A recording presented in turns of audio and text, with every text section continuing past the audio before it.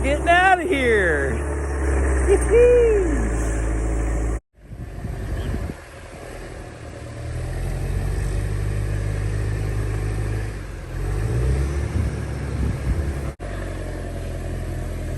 Oh, that tree's gonna take it. Clunk.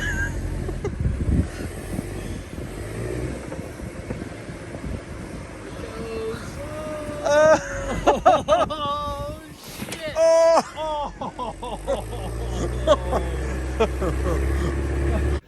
The road is clear all the way up to where we're at, and so now we just got to dig the rest of the cars out in the berm.